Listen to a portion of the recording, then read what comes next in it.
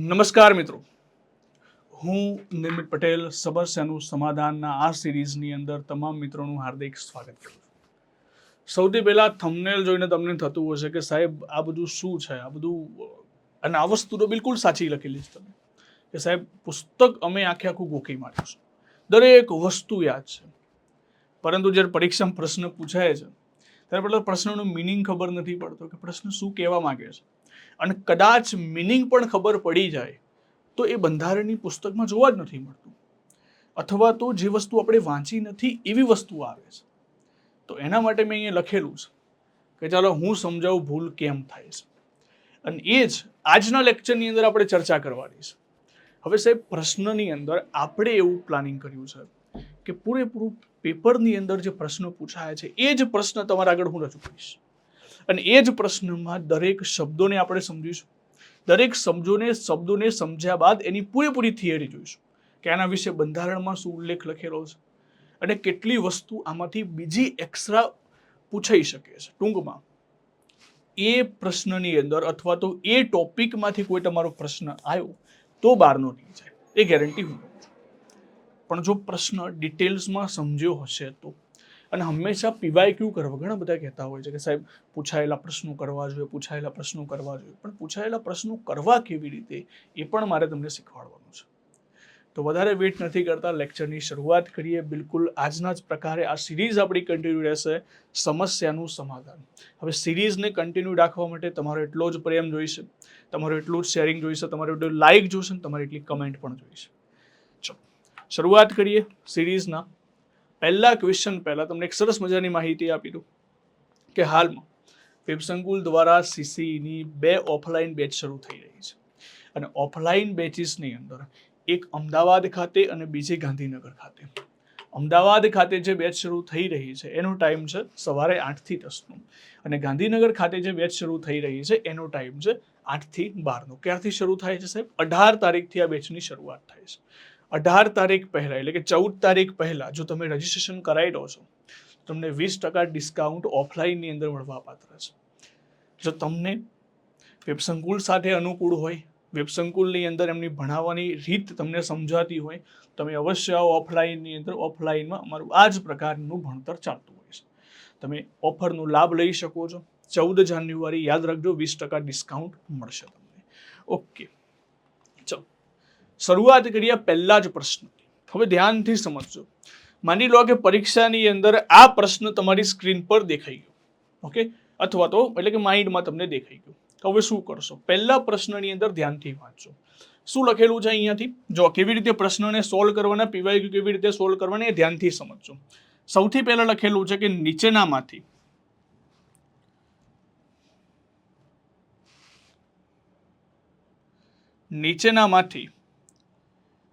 વિધાનોને ધ્યાનમાં લેવાના છે. ઓકે, નીચેનામાંથી વિધાનોને ધ્યાનમાં લેવાના છે. સાચા ખોટા એ નીચે લખેલું હશે. એક વસ્તુ યાદ રાખવાની, કયા વિધાનો ધ્યાનમાં લેવાના છે? પહેલા તો સત્ય વિધાન ધ્યાનમાં લેવાના છે. તો એ માઇન્ડમાં ક્લિયર થવી જવું જોઈએ કે આપણે સાચા વિધાન સમજવાના છે. સૌથી પહેલા અહીંયા શું લખેલું છે કે કોઈ પણ રાજ્યની સીમામાં ફેરફાર કરવાનું વિધેયક એટલે કે બિલ રાષ્ટ્રપતિની પૂર્વ ભલામણ અથવા પૂર્વ મંજૂરીથી જ સંસદમાં રજૂ કરી શકાય છે. અહીંયા શબ્દ ઉપર ભાર આપેલો છે જ, હે ને? ચલો, એટલે ટૂંકમાં પહેલી લાઈનની અંદર શું કહેવા માંગે છે એ ધ્યાનથી સમજો. પહેલી લાઈનમાં કહેવા માંગે છે કે કોઈ પણ રાજ્યની સીમાનો ફેરફાર કરવો છે. ઉદાહરણ તરીકે ગુજરાતની અંદર એના સીમામાં, એના બોર્ડરમાં ફેરફાર કરવો છે, તો આવું કોઈ વિધેયક સંસદમાં લાવવામાં આવશે, અને સંસદમાં લાવ્યા પહેલા તમારે શું કરવું પડશે? રાષ્ટ્રપતિની પૂર્વ મંજૂરીથી આને રજૂ કરવું પડશે. આ પહેલી લાઈન તમને જણાવે છે. હવે બીજી લાઈન ઉપર આવીએ કે રાજ્યની સીમામાં ફેરફાર કરવાનું વિધેયક રાષ્ટ્રપતિ એ જે તે રાજ્યોની વિધાનસભાને નિર્ધારિત સમયગાળા માટે તેની ઉપર મંતવ્ય રજૂ કરવા માટે મોકલવાનું હોય છે. હવે અહીંયાથી બીજી સ્ટેપની શરૂઆત થાય છે. બીજા સ્ટેપમાં એવું કહે છે કે માની લો કે આ વિધેયકને રાષ્ટ્રપતિની પૂર્વ મંજૂરી માટે મોકલ્યું, તો આ વિધેયકને રાષ્ટ્રપતિ ક્યાં મોકલશે? જે તે રાજ્યોની વિધાનસભામાં, અને એક અમુક સમયગાળો આપી દેવામાં આવશે રાજ્યોની વિધાનસભાને. તો રાજ્યોની વિધાનસભા આના ઉપર મંતવ્યો જણાવી શકે છે, સલાહ સૂચન કરી શકે છે. તો બીજું વિધાન એ ટાઈપનું છે. હવે ત્રીજું વિધાન શું કહે છે કે રાજ્ય વિધાનસભાના મંતવ્યો રાષ્ટ્રપતિને બંધન કરતા છે. એટલે કે માની લો કે રાજ્યોની વિધાનસભાએ કીધું હા ઠીક છે, અથવા તો રાજ્યની વિધાનસભાએ દ્વારા ના પાડવામાં આવી કે અમારા રાજ્યોમાં ફેરફાર નથી કરવો, તો એ તમામ બાબતો રાષ્ટ્રપતિ બંધન કરતા છે. ક્લિયર થઈ ગયું? આ ત્રણેય સેન્ટેન્સોમાં ત્રણ વસ્તુ પૂછેલી છે. સૌથી પહેલા લખેલું છે કે આવું વિધેયક શું રાષ્ટ્રપતિની પૂર્વ મંજૂરીથી રજૂ કરવામાં આવશે. બીજું લખેલું છે શું આમાં રાજ્યોની વિધાનસભા પાસે રાષ્ટ્રપતિ મંતવ્યો જાણશે કે નહીં જાણે. અને ત્રીજામાં કીધેલું છે કે માની લો કે રાષ્ટ્રપતિ મંતવ્ય જાણે છે, તો શું આ મંતવ્યો રાષ્ટ્રપતિ માનવા બંધાયેલા છે કે નહીં, એના વિશેનો ઉલ્લેખ કરે છે. ઓકે, સૌથી પહેલા સમજીએ કે સાહેબ બંધારણના કયા આર્ટિકલમાં વસ્તુ લખવામાં આવી છે. તો બંધારણના આર્ટિકલ એટલે કે અનુચ્છેદ 3માં આ વસ્તુનો ઉલ્લેખ કરેલો છે. હવે જો તમારે અહીંયાથી તમારે નોટ્સ બનાવવી હોય તો પણ તમે બનાવી શકો છો. હવે આર્ટિકલ 3નો કોઈ પણ પ્રશ્ન તમને પૂછાય, કોઈ પણ, એ આપણે ક્લિયર કરાવી દઈશું. બરાબર? આ પ્રશ્ન જીપીએસસીની હાલની જે રવિવારની એક્ઝામ ગઈ એમાં આ પ્રશ્ન હતો.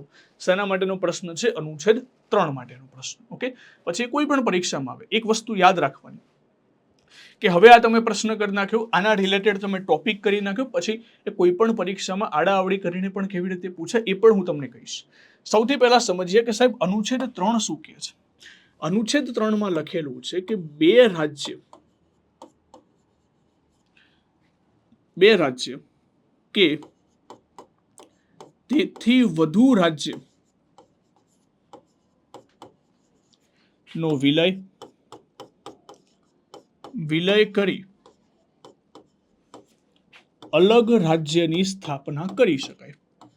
અલગ રાજ્યની સ્થાપના થઈ શકે.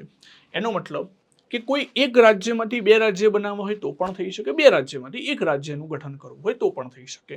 બીજી વસ્તુ અહીંયા કહે છે કે રાજ્યના નામ, સીમા અને વિસ્તારમાં રાજ્યના નામ, સીમા અને વિસ્તારમાં વધારો કે ઘટાડો કરી શકાય. હવે સાહેબ પ્રશ્ન એ થાય કે આ વધારો ઘટાડો કરવું અથવા તો કે બે રાજ્યોને ભેગા કરીને કોઈ એક રાજ્ય બનાવવું અથવા તો એક રાજ્યમાંથી બે રાજ્યો બનાવવા, આ જવાબદારી કોના અંતર્ગત હશે, કોણ કરી શકશે? તો અહીંયા લખવામાં આવ્યું છે કે સંસદ કાયદા દ્વારા આ વસ્તુ કરશે. સંસદ શું કરશે? સંસદ કાયદા દ્વારા. ચલો, પહેલી વસ્તુ ક્લિયર થઈ ગઈ. તમને અહીંથી પહેલો પ્રશ્ન પૂછાય કે કોના દ્વારા રાજ્યનું નામ, સીમા અને પરિવર્તન કરવામાં આવશે. એટલે કે રાજ્યનું નામ બદલવું હોય, એની સીમામાં ફેરફાર કરવો હોય કે એના વિસ્તારમાં ફેરફાર કરવો હોય. હવે સાહેબ ઘણા બધાના અહીંથી પણ પ્રશ્ન આવે કે સાહેબ સીમા અને વિસ્તાર એક નહીં. ના, જો સીમા એટલે બોર્ડર થાય ને વિસ્તાર એટલે એનો જે ભૌગોલિક ભાગ છે એને વિસ્તાર કહીશું. ઉદાહરણ તરીકે તમને એક એક્ઝામ્પલ આપું કે જેમ કે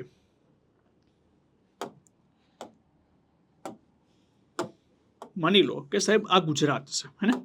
હવે ગુજરાતની અંદર ઉદાહરણ તરીકે બે ગુજરાત આપણે લઈ લઈએ. એક આ ઉત્તર ગુજરાત, એક લઈ લઈએ ઉત્તર ગુજરાત અને એક લઈ લઈએ દક્ષિણ ગુજરાત. હવે ધ્યાનથી સમજજો.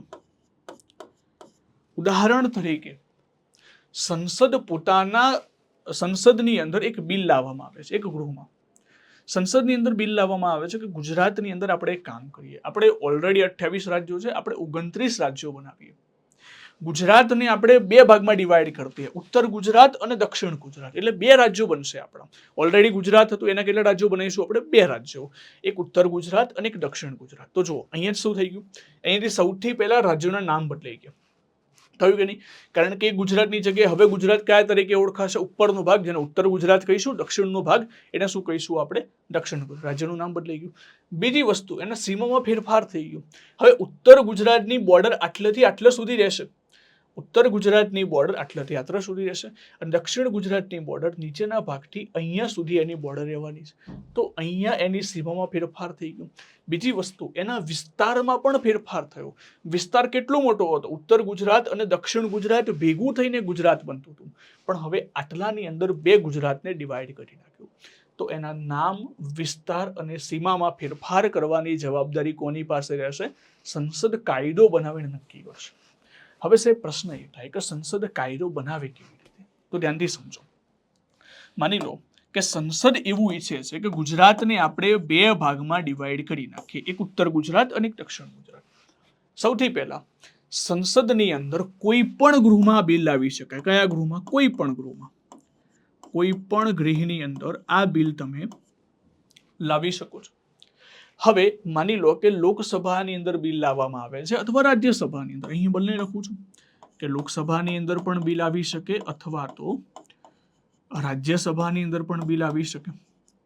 હવે જ્યારે પણ તમે આવું બિલ રજૂ કરો છો એના પહેલા શું કરવું પડશે? એના પહેલા તમારે રાષ્ટ્રપતિની પૂર્વ મંજૂરી લેવી પડશે. ઉદાહરણ તરીકે માની લો કે લોકસભામાં બિલ રજૂ થાય છે, તો હવે સૌથી પહેલા લોકસભામાં રજૂ કરતા પહેલા તમારે શું કરવું પડશે? રાષ્ટ્રપતિની પૂર્વ મંજૂરી. માની લો કે આ રાષ્ટ્રપતિ છે, રાષ્ટ્રપતિની પૂર્વ મંજૂરી. ઓકે, એટલે પૂર્વ ભલામણ જરૂરી છે. હવે રાષ્ટ્રપતિ શું કરશે? માની લો ગુજરાતનું વિધેયક આવે છે લોકસભાની અંદર. લોકસભાની અંદર કહેવામાં આવે છે કે રાષ્ટ્રપતિની પૂર્વ મંજૂરી જોઈશે. ઓકે, તો હવે રાષ્ટ્રપતિની પૂર્વ મંજૂરી પાસે બિલ ગયું. રાષ્ટ્રપતિ પાસે જેવું બિલ પહોંચ્યું, રાષ્ટ્રપતિ શું કરશે? જે તે રાજ્યોની વિધાનમંડળ, માની લો કે ગુજરાતની વિધાનમંડળ, ગુજરાતની વિધાનમંડળને આ બિલ મોકલશે. ગુજરાતમાં વિધાનસભા છે તો માત્ર વિધાનસભા, અને જો બંને હોય તો બંને.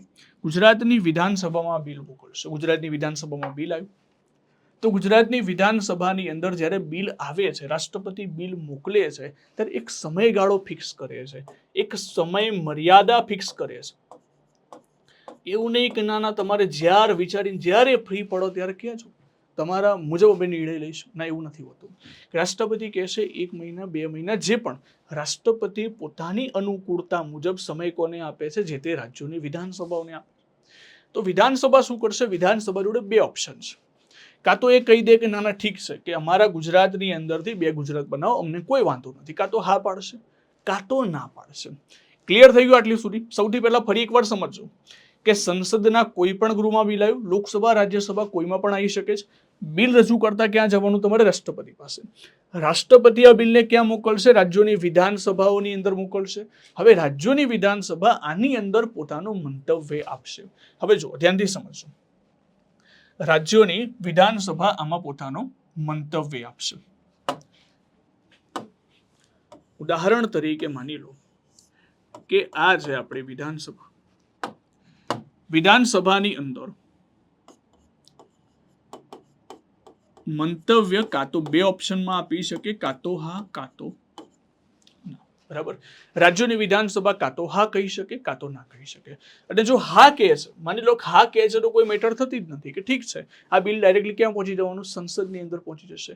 પણ માની લો કે રાજ્યોની વિધાનસભા ના પાડે છે કે ના અમારામાંથી તમે ગુજરાતના 2 ભાગલા ન પડી શકો. ગુજરાતની વિધાનસભા એવું કહે છે કે અમારામાંથી એક ગુજરાત બરાબર છે, અમારે કોઈ ઉત્તર ગુજરાત દક્ષિણ ગુજરાત નથી બનાવવું. તો શું રાષ્ટ્રપતિ આ વાતને બંધન કરતા છે, માનવા માટે બંધન કરતા છે? બસ આ જ પરીક્ષામાં પૂછાયું હતું. તો યાદ રાખજો. આનું એક બેસ્ટ એક્ઝામ્પલ તમને આપીને સમજાવું. 2014ની અંદર 2014માંથી આંધ્રપ્રદેશ, યાદ રાખજો, આંધ્રપ્રદેશમાંથી જ્યારે પણ તેલંગાણા અલગ કરવામાં આવ્યું, 2014માં આંધ્રપ્રદેશમાંથી જ્યારે તેલંગાણા અલગ કરવામાં આવ્યું, ત્યારે આંધ્રપ્રદેશની વિધાનસભાએ ના પાડી હતી કે ના અમારામાંથી કોઈ અલગ રાજ્ય કરવામાં ના આવે. છતાં પણ કરવામાં આવ્યું. એનો મતલબ વિધાનસભા હા પાડે કે ના, રાષ્ટ્રપતિ બંધન કરતા નથી. એટલે કે રાષ્ટ્રપતિ સલાહ માનવા માટે બંધાયેલા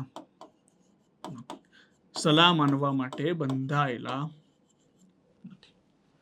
તો જો હવે સાહેબ પ્રશ્ન અહીંથી પૂછાય, પ્રશ્નમાં કેવી રીતે પૂછાય કે અહીંયા કોનું ભાર વધારે જોવા મળે? એ રાજ્ય પાસે પાવર જોવા મળ્યો તો ના. તો રાજ્યો પાસે પાવર નથી જોવા મળ્યો. અહીંયા પાવર કોની પાસે જોવા મળ્યો? કેન્દ્ર સરકાર પાસે. અને જો કેન્દ્ર સરકાર પાસે પાવર વધુ જોવા મળે તો એક લક્ષણ યાદ રાખવાનું, એકીકૃત પ્રણાલી એટલે કે યુનિટરી સિસ્ટમ તમને જોવા મળશે.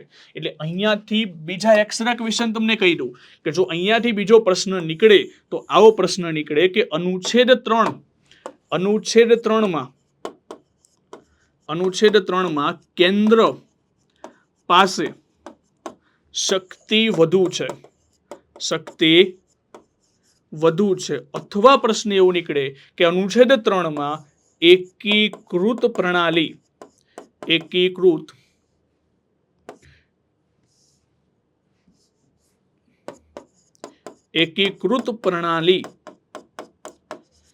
જોવા મળે છે, અથવા તો પ્રશ્ન એવો નીકળે કે અનુચ્છેદ 3 એ સંઘીય માળખા તરફનો ઝુકાવ ઓછો છે. અહીંયાથી તમને શબ્દોની ગેમ રમાઈ જો. અહીંયાથી તમે સમજી લો કે કેન્દ્ર સરકાર પાસે વધારે શક્તિ હોય તો એને શું કહીશું? એકીકૃત પ્રણાલી કહેવામાં આવશે, યુનિટરી સિસ્ટમ. એટલે કે જેમાં યુનિયન જોડે વધારે પાવર હશે. અને જ્યારે કેન્દ્ર અને રાજ્ય પાસે બંને પાસે પાવર હોય તો એને આપણે શું કહીશું? સંઘીય માળખું અથવા તો ફેડરલ સિસ્ટમ. તો એવી રીતે પણ પૂછે કે અનુચ્છેદ 3માં ફેડરલ માળખાના સિદ્ધાંતનું અનુકરણ થાય છે તો વિધાન ખોટું.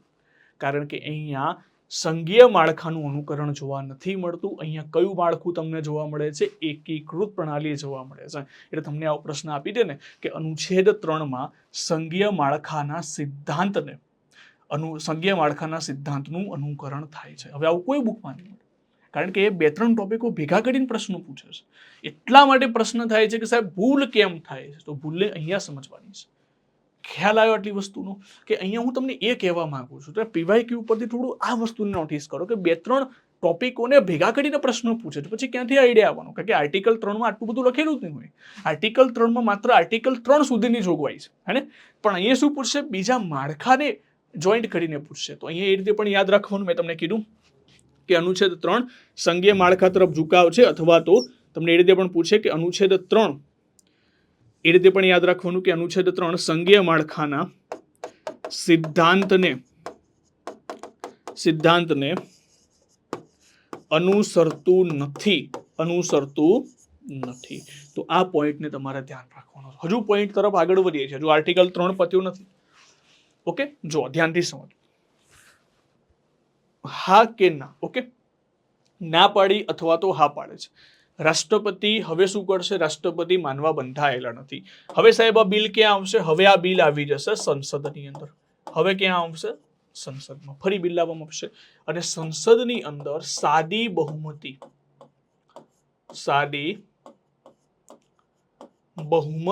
દ્વારા મંજૂર કરવામાં આવશે.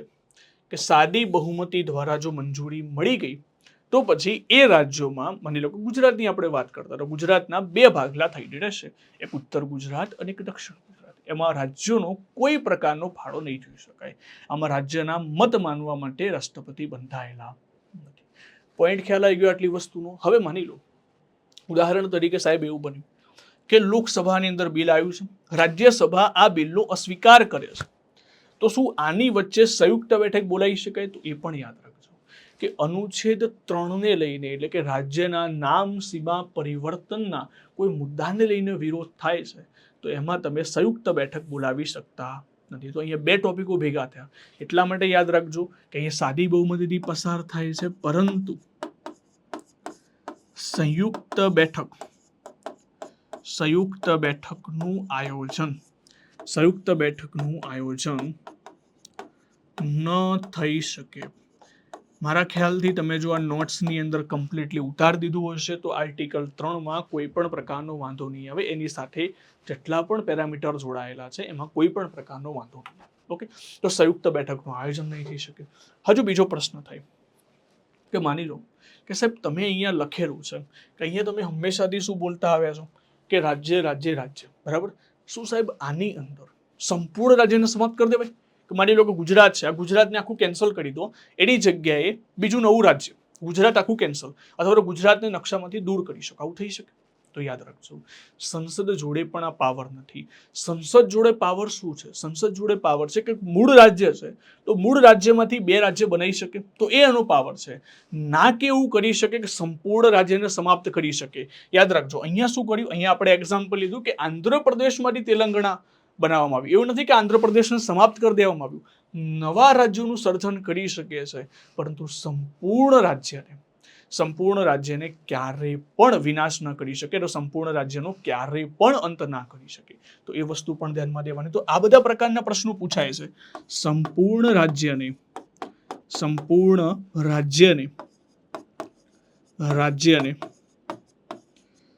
સમાપ્ત ન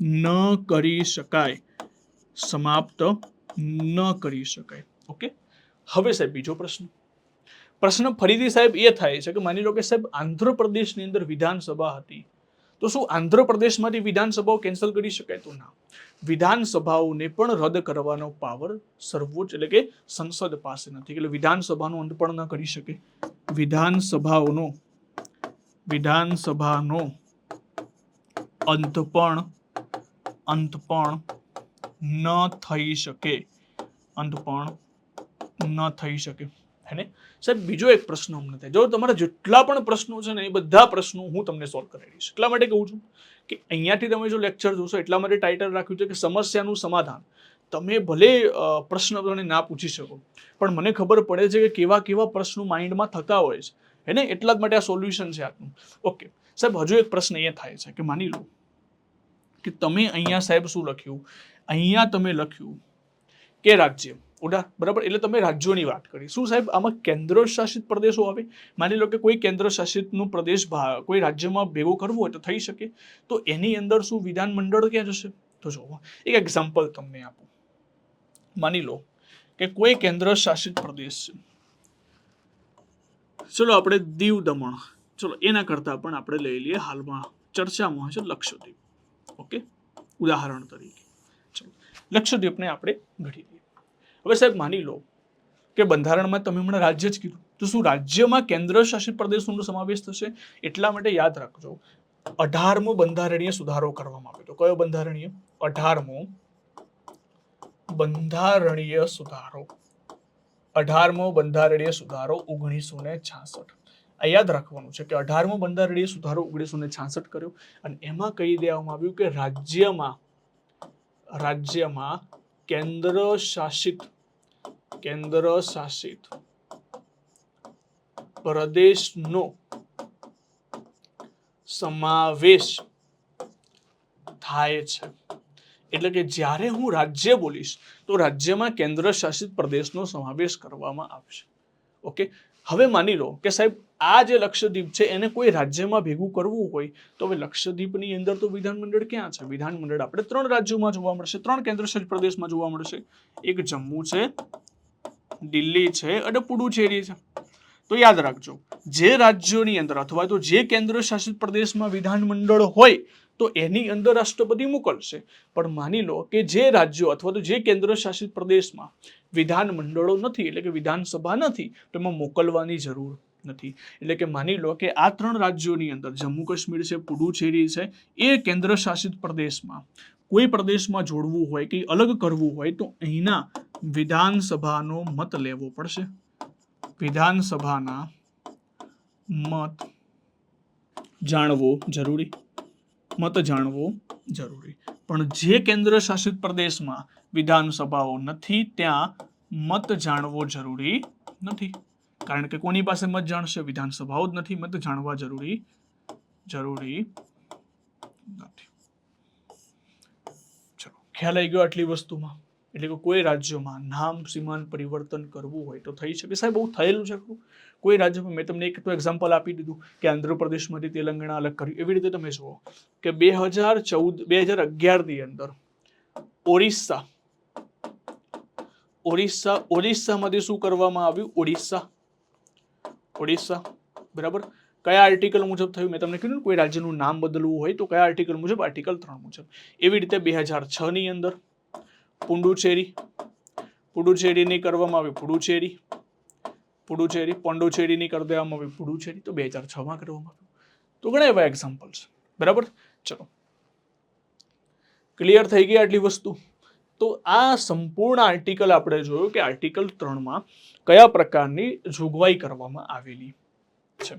બરાબર છે, ડન છે આટલી વસ્તુ. તો હવે તમે મને કહો કે આમાંથી કઈ બહારનું જાય? સાહેબ ના છે, પૂરું થઈ ગયું. બસ આટલું જ શીખવાનું હતું. અને એટલા જ માટે આ પ્રશ્નોની અંદર આપણે સમજતા નથી કે પ્રશ્નોમાં શું કહેવા માંગે છે. હવે અહીંથી પ્રશ્નો એવા બની શકે. હવે પ્રશ્નો કેવા બનશે એ આ તો આપણે સમજી લીધું. હવે હું બીજા એક્સ્ટ્રા પ્રશ્નો બનાવીને કહું છું.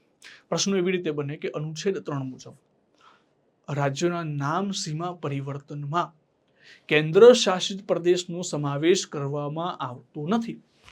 અહીંથી ગુંચવાઈ ગયા સાહેબ કે આવું તો કે વાંચ્યું જ નથી. પણ વાંચવાનું યાદ રાખજો, 18મું બંધારણીય સુધારામાં કીધેલું છે કે રાજ્યોમાં કેન્દ્ર શાસિત પ્રદેશોનો પણ સમાવેશ કરવામાં આવશે. બીજો પ્રશ્ન એવી રીતે પૂછાય કે જે કેન્દ્ર શાસિત પ્રદેશોમાં વિધાનસભા હોય તે કેન્દ્ર શાસિત પ્રદેશમાં રાષ્ટ્રપતિ તે વિધાનસભાઓનો મત જાણવું જરૂરી છે. તો એ ટાઈપનો પ્રશ્ન પૂછાય.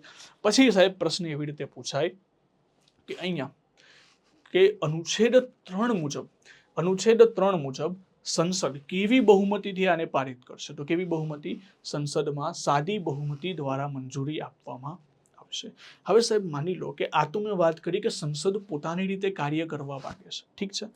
ઉદાહરણ તરીકે કોઈ રાજ્ય એવું કહે કે ના ભાઈ તમે અમારું નામ ચેન્જ કરી નાખો. જેમ કે એક એક્ઝામ્પલ તમને આપું, પશ્ચિમ બંગાળ. બરાબર, પશ્ચિમ બંગાળની અંદર ઘણીવાર એનું નામ બાંગ્લા, બંગાળ એવું કર્યું નામ સજેસ્ટ કરતા હોય છે. તો શું રાજ્ય સામે ચાલી રહે સંસદને એવું કહી શકે કે ના તમે અમારું નામ ચેન્જ કરો? તો પણ એ કહી શકીએ છે.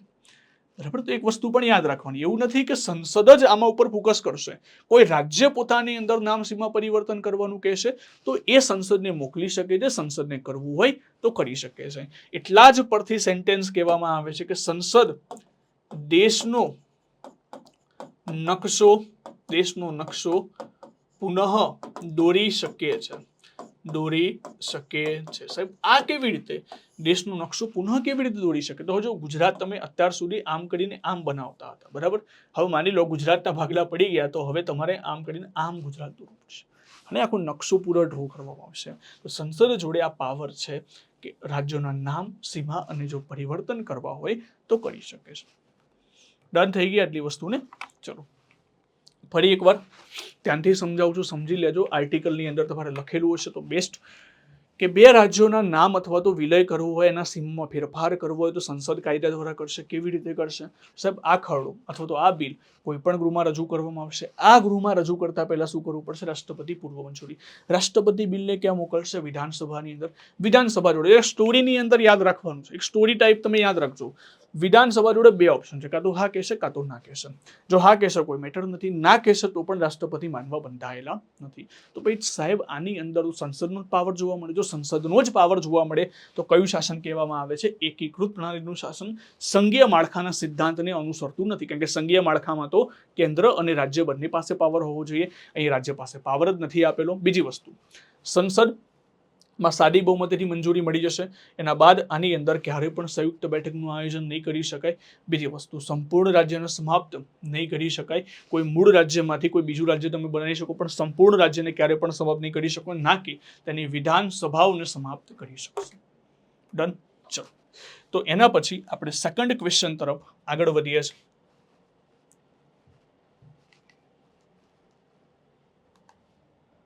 ચલો પહેલો ક્વેશ્ચન પતી ગયો. પહેલો ક્વેશ્ચન ધ્યાનથી સમજી લીધો બિલ વિશે. સેકન્ડ ક્વેશ્ચન આ પણ જીપીએસસી ની અંદર પ્રશ્ન પૂછાઈ ગયો છે. સેકન્ડ ક્વેશ્ચનને ધ્યાનથી સમજો. શું કહેવા માંગે છે અહીંયા?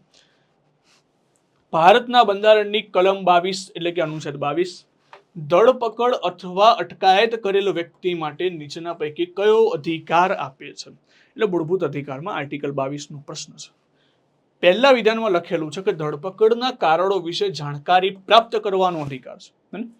બીજું લખેલું છે કે કાનૂની વ્યવસાયી સાથે સલાહ લેવાનો અને તેમની મારફતે પોતાના બચાવ કરવાનો અધિકાર છે. હવે સાહેબ અહીંયાથી અટકાઈ ગયા. કાનૂની વ્યવસાય કોને કહીશું? કાનૂનના વ્યવસાય સાથે જે વ્યક્તિ જોડાયેલો છે, એટલે ટૂંકમાં વકીલ લખે, ધારાશાસ્ત્રી લખે, કોઈ પણ. જો મેજિસ્ટ્રેટ વધુ અટકાયતને અધિકૃત ન કરે તો 24 કલાક પછી મુક્ત થવાનો પણ અધિકાર છે. શું બધી જ વસ્તુ આર્ટિકલ 22 જણાવવામાં આવી છે કે નથી આવી એની ચર્ચા આપણે કરવાની છે. ટૂંકમાં અહીંયાથી મૂળ તમને આર્ટિકલ 22 પૂછી નાખો. હવે આર્ટિકલ 22 બે વસ્તુ છે, ધરપકડ અને અટકાયત સમક્ષ રક્ષણ. બરાબર. હવે ધ્યાનથી સમજીએ આ પ્રશ્નને. તો તમે ધ્યાનથી સમજી લીધો હોય તો ટૂંકમાં આખું આર્ટિકલ 22 તમારે ધ્યાનથી સમજવું પડે. બરાબર. તો ચલો શરૂઆત કરીએ. આર્ટિકલ 22 આપણે થોડું સમજીએ. અનુચ્છેદ 22.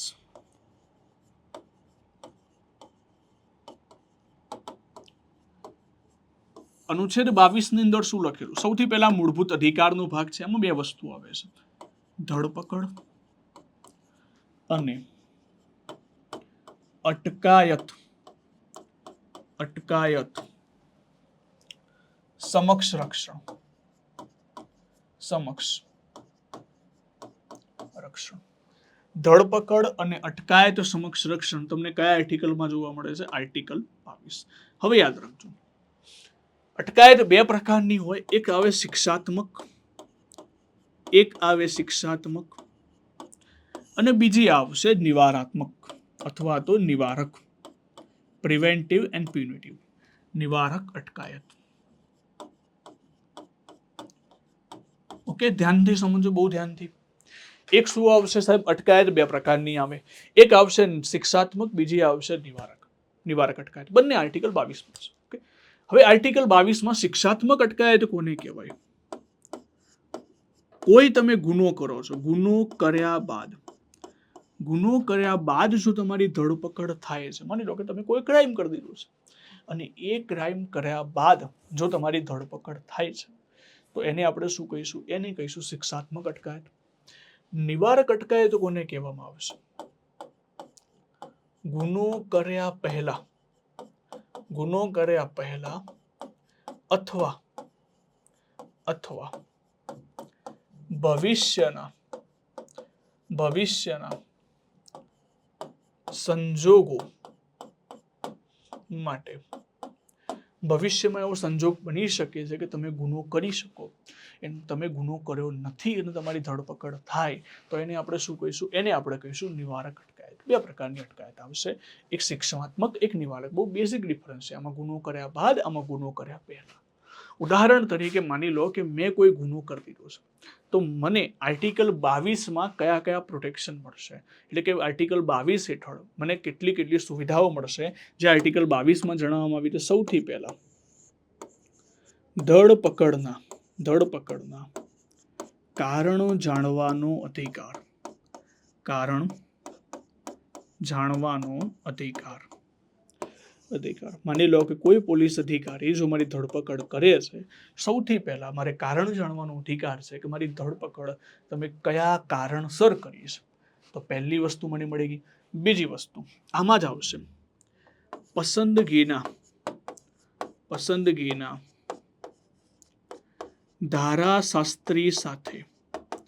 ધારાશાસ્ત્રી હોય, વકીલ હોય અથવા તો કાનૂની વ્યવસાયિક હોય, જે હમણાં જોયું પ્રશ્નોમાં, એ ટાઈપની વસ્તુ. ધારાશાસ્ત્રી સાથે સલાહ લેવાનો અધિકાર. સલાહનો અધિકાર. હવે માની લો કે સાહેબ કોઈની પાસે વકીલ ના હોય તો, પૈસા જ નથી વકીલ માટે, તો એક કેસ થયો હતો, હુસ્ન આરા વર્સિસ બિહાર ગૃહ સચિવ બિહાર રાજ્ય કેસ. અને આ કેસમાં એવું કહેવામાં આવ્યું કે માની લો કોઈ વ્યક્તિ નિર્ધન છે અથવા તો કોઈ વ્યક્તિ ગરીબ છે તો એને કોઈ વકીલ ના હોઈ શકે અથવા તો કોઈ કાનૂની સલાહકાર ન હોઈ શકે તો સરકાર એને મદદરૂપ થશે. જો એ રીતે નહીં કરી શકો તો પૂરેપૂરું આર્ટિકલ 21 મફતમાં કાનૂની સહાય મેળવવાનો અધિકાર છે એના અંતર્ગત પણ આવશે. ઘણા બધા પ્રશ્નો સાહેબ આ તો આર્ટિકલ 39 પણ છે. યસ, આર્ટિકલ 39 પણ છે. આર્ટિકલ 21 જીવન જીવવાની સ્વતંત્રતામાં પણ લખેલું છે કે કાનૂની સહાય મેળવવાનો અધિકાર. એટલે માની લો કે અહીંયાથી એક કેસ પણ તમે યાદ રાખજો. એક કેસ છે, માની લો કે પસંદગીના વકીલ સાથે જો એને વાત કરવામાં નથી મળતું તો યાદ રાખજો હુસ્ન આરા કેસ. હુસ્ન આરા વર્સિસ ગૃહ સચિવ બિહાર રાજ્ય કેસ થયો હતો. બિહાર રાજ્ય, એમાં શું જણાવવામાં આવ્યું હતું કે અહીંયા જો માની લો કે કોઈની પાસે નિર્ધન વ્યક્તિ છે તો એના માટે સરકાર એક કાનૂની સલાહકાર એને આપશે, એક કાનૂની સલાહકાર એને આપી શકે છે. શું આપશે? એક કાનૂની સલાહકાર એને આપી શકે છે. ચલો, પહેલો પોઈન્ટ સમજી લીધું કે ધરપકડના કારણ જાણવાનો અધિકાર, સાથે સાથે પસંદગીના ધારાશાસ્ત્રી સાથે વાત કરવાનો અધિકાર. ઉદાહરણ તરીકે મેં કોઈ ક્રાઇમ કર્યું છે, મેં વકીલ જોડે પણ વાત કરી દીધી, મારે આ રીતે ક્રાઇમ થયેલું છે. હવે શું થશે? જેવી ધરપકડ થઈ ગઈ, મને 24 કલાકમાં નજીકના મેજિસ્ટ્રેટ સમક્ષ હાજર કરવા પડશે. કોના સમક્ષ? નજીકના મેજિસ્ટ્રેટ સમક્ષ હાજર કરવા પડશે. હજુ અહીંથી જ મુદ્દો લખું છું કે 24 કલાકમાં એ જ મુદ્દો હજુ ચાલે છે. 24 કલાકમાં નજીકના મેજિસ્ટ્રેટ સમક્ષ હાજર કરવામાં આવશે. તો માની લો કે સાહેબ બહુ નજીક ના હોય, કોઈ મેજિસ્ટ્રેટ દૂર હોય તો પછી એમાં મુસાફરીનો સમય બાદ કરવાનો રહેશે. એમાં શું કરવું પડશે? મુસાફરીનો સમય બાદ કરવાનો રહેશે. તો યાદ રાખજો 24 કલાકની અંદર. ઓકે, 24 કલાકમાં હાજર કરવા પડશે. હા, કોઈ કારણસર મેજિસ્ટ્રેટ જો સમય લંબાવે તો લંબાવી શકે છે, પણ યાદ રાખવાનું છે કે 24 કલાકમાં નજીકના મેજિસ્ટ્રેટ સમક્ષ હાજર કરવા પડશે. તો આ હતી તમારી શું હતી? શિક્ષાત્મક અટકાયત. કોઈ ગુનો કરે છે તો તમને કારણ જાણવાનો અધિકાર છે, પસંદગીના વકીલ સાથે વાત કરવાનો તમારો અધિકાર છે, સાથે કોઈ ધારાશાસ્ત્રી સાથે 24 કલાકમાં નજીકના મેજિસ્ટ્રેટ સમક્ષ હાજર થવાનો પણ તમારો અધિકાર છે. તમે ત્યાં પોતાની વાત રજૂ પણ કરી શકો છો. હવે સાહેબ પ્રશ્ન થાય કે કોને આ વસ્તુ નહીં મળે? એટલે કે આમાં અપવાદ પણ હશે સાહેબ, કે શિક્ષાત્મક અટકાયત કરેલી હોય તો કોઈ ગુનો કરેલો હોય તો કોને આ વસ્તુ નહીં મળે? તો યાદ રાખવાનું આમાં પણ અપવાદ છે. કયા કયા લોકોને આ વસ્તુ નથી મળતી? તો અપવાદમાં લખવાનું, અપવાદમાં શત્રુ દેશના નાગરિક. હવે હું બહુ સિમ્પલ પ્રશ્ન પૂછું કે સાહેબ શત્રુ દેશના નાગરિક કોને કહેવાય? તો આપણા મગજમાં એક બે નામ જ આવે કે શત્રુ દેશના નાગરિક. સાહેબ આમને કહીશું, પણ યાદ રાખજો શત્રુ દેશના નાગરિક જાહેર કરવાની જવાબદારી તમારી ને મારી ના વહીવટીતંત્રની છે. શત્રુ દેશના નાગરિક જાહેર કોણ કરશે? શત્રુ દેશના નાગરિક જાહેર ન્યાયાલય દ્વારા કરવામાં આવશે, ન્યાયાલય દ્વારા જાહેર કરશે. સામાન્ય રીતે આપણે શત્રુ દેશના નાગરિક કોને કહીશું? કે યુદ્ધ શરૂ હોય, એક દેશ બીજા દેશ સાથે યુદ્ધ કરી રહ્યું હોય ત્યારે સામેવાળો જે દેશ છે એને આપણે કહી શકીએ કે શત્રુ દેશનો નાગરિક છે. બાકી સામાન્ય પરંપરામાં આપણે દરેક દેશને શત્રુ દેશનો નાગરિક ના ગણી શકીએ, બરાબર? એટલે કોઈ કહેતું હોય કે સાહેબ આ દેશ આપણો શત્રુ દેશ છે, હા, આપણી ભાવનાઓ સાથે હોય તો શત્રુ દેશનો નાગરિક ગણી શકીએ, બાકી અધરવાઇઝ એ શત્રુ દેશનો નાગરિક નહીં ગણવામાં આવે, કારણ કે અપવાદ છે. એ જાહેર કોણ કરશે? જાહેર કરશે ન્યાયાલય. આ રીતે પણ પ્રશ્ન પૂછાય કે શત્રુ દેશનો નાગરિક જાહેર કરવાની જવાબદારી વહીવટી તંત્ર પાસે પણ છે. વહીવટી તંત્રનો મતલબ થાય કારોબારી, અને કારોબારીનો મતલબ થાય કે રાષ્ટ્રપતિ, વડાપ્રધાન આમની પાસે પાવર છે? ના, પાવર કોની પાસે છે? ન્યાયાલય પાસે. હે ને? ચલો હવે આગળ વધીએ કે શત્રુ દેશને આ વસ્તુ નહીં મળે, શત્રુ દેશનો નાગરિક હોય એને નહીં મળે. બીજી વસ્તુ, વિદેશી નિકાલની બાબત. વિદેશી નિકાલની બાબત, માની લો કે કોઈ વિદેશી છે સાહેબ, 2 વર્ષના ટુરિસ્ટ વિઝા પર ભારતમાં આવે છે અને 2.5 વર્ષ થઈ ગયું છે અને પોલીસ પકડીને લઈ જાય છે, પછી એવું કહે છે ના, મારે તો મારા વકીલ જોડે વાત કરી છે, 24 કલાકમાં હાજર કરવા પડશે. ના, તો એ બધી તમને સુવિધા નથી પડતી. કોઈ ઇન્કમ ટેક્સ ના ભરેલો હોય, આવકવેરો ન ભર્યો હોય, આવકવેરો ન ભરનાર, તો કોઈ આવકવેરો ન ભર્યો હોય પછી તમે એમ કહો ના મને કારણ જણાવો કેમ મારી ધરપકડ કરી, તો એ બધા કારણ જણાવવા જરૂરી નથી. આવકવેરો ન ભરનાર, એના પછી ન્યાયાલયના આદેશ દ્વારા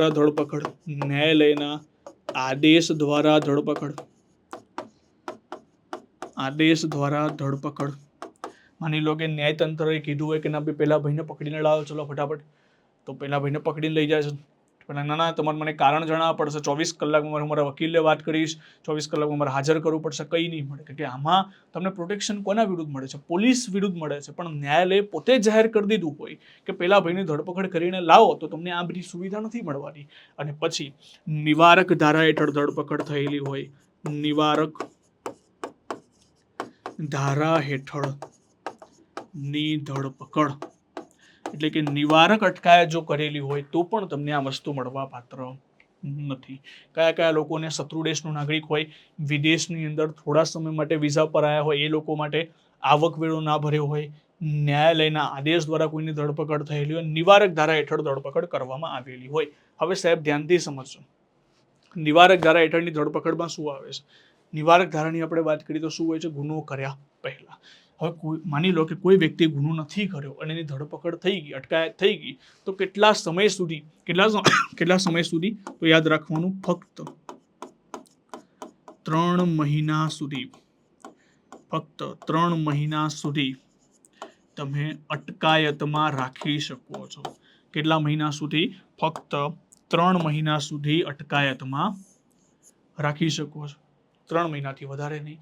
જો 3 મહિનાથી વધારે રાખવું હોય તો એના માટે તમારે સલાહકારી બોર્ડની પરવાનગી લેવી પડે. સલાહકારી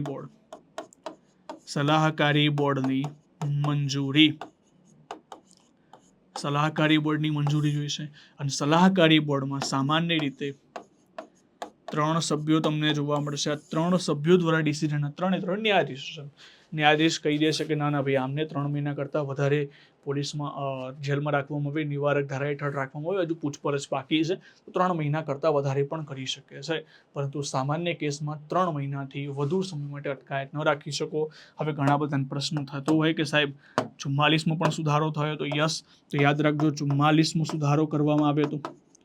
44મો સુધારો 1978 અને આ 44મા સુધારા 1978માં 3 મહિનાથી કેટલા મહિના કરવામાં આવી હતી? 2 મહિના. કેટલા મહિના કરવામાં આવી હતું? 2 મહિના. પણ યાદ રાખજો હજુ સુધી આ 2 મહિના લાગુ કરાઈ નથી, એટલે લાગુ થઈ નથી. એટલે કે જોગવાઈ 3 મહિના જ હજુ પણ છે. ભલે 44માં સુધારામાં એને 2 મહિના કરી દેવામાં આવી હતી કે 2 મહિનાથી વધારે જેલમાં ન રાખી શકાય, પણ હજુ સુધી એ જોગવાઈ પ્રેક્ટિકલી રીતે કઈ લાગુ છે? 3 મહિના જ લાગુ છે. 3 મહિના કરતાં જો વધારે રાખવું હોય તો શું કરવું પડશે? 3 મહિના કરતાં જો વધારે રાખવું હોય તો સલાહકારી બોર્ડની પરવાનગી લેવી પડશે. હવે માની લો કોઈની નિવારક ધારા હેઠળ ધરપકડ થાય છે તો જે તે અધિકારીને જણાવવું પડશે કે કઈ કારણસર એની ધરપકડ કરી. કારણનો મતલબ થાય કે કયા નિવારક ધારા હેઠળ ધરપકડ કરી. અને જો એમને રાષ્ટ્રીય સુરક્ષાનો મુદ્દો લાગતો હોય તો ના પણ પાડી શકે છે. પછી ડાયરેક્ટલી મેજિસ્ટ્રેટને જણાવશે કે અમે આ ધારા હેઠળ આ ભાઈની ધરપકડ કરેલી છે. વ્યક્તિને જણાવવું જરૂરી નથી. જો રાષ્ટ્રીય સુરક્ષાનો મુદ્દો નહીં હોય, દેશની એકતા અખંડિતતાનો મુદ્દો નહીં હોય તો વ્યક્તિને જણાવી દેશે કે તમે આ ધારા હેઠળ અમે તમારી ધરપકડ કરેલી છે. પણ માની લો કોઈ વ્યક્તિનું આપણને સંજોગો વિશે એવું લાગતું હોય કે આ વ્યક્તિ આગળ જરા બોમ્બ બ્લાસ્ટ કરશે તો એને એટલા માટે અમે ધરપકડ કરી છે, તો એની વસ્તુ જણાવવી જરૂરી નથી. ડાયરેક્ટલી કોને જણાવી દેશે? મેજિસ્ટ્રેટને જણાવશે અને મેજિસ્ટ્રેટ એના ઉપર પછી એક્શન લેશે. ટૂંકમાં આર્ટિકલ 22ની અંદર આટલી વસ્તુ હતી. આર્ટિકલ 22માં તમારે આટલું એક્સપ્લેનેશન ઇનફ છે કે આટલી વસ્તુ તમારે યાદ રાખવાની છે. 2 વસ્તુ આવશે, એક શિક્ષાત્મક અને એક નિવારાત્મક. સાહેબ બીજો પ્રશ્ન આવે કે આની અંદર માની લો કે શિક્ષાત્મક અને નિવારાત્મક અટકાયત વિશે કાયદો કોણ ઘડી શકે? સંસદ જ ઘડી શકે કે વિધાનમંડળ પણ ઘડી શકે? તો યાદ રાખજો સંસદ અને વિધાનમંડળ બંને જોડે પાવર છે. આ પ્રશ્ન પૂછાય છે કે નિવારક અટકાયત હેઠળ, આ નિવારક ધારા હેઠળ જો ધરપકડ કરવાની હોય છે તો કાયદો કોણ ઘડી શકે? તો કાયદો સંસદ અને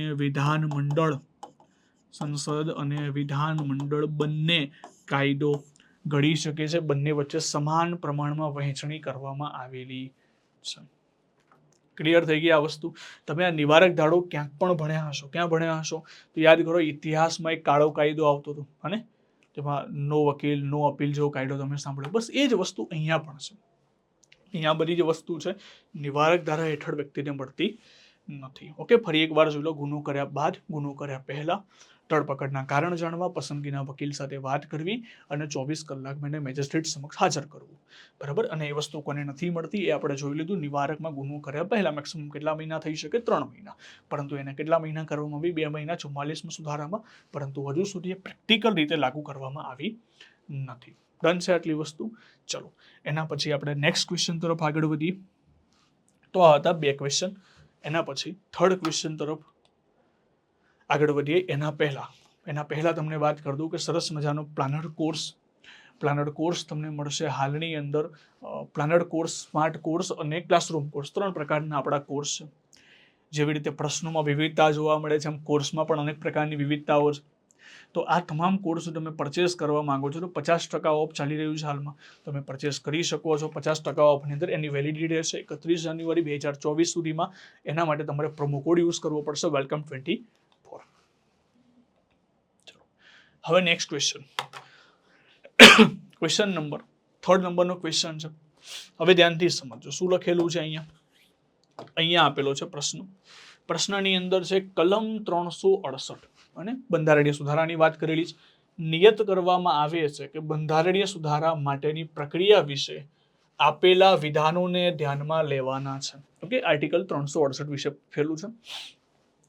આ અંગેનું વિધેયક સૌ પ્રથમ લોકસભામાં રજૂ કરી શકાય છે. એટલે કે બંધારણમાં જો તમારે સુધાર કરવા હોય તો આ વિધેયક સૌથી પહેલા લોકસભામાં રજૂ થશે.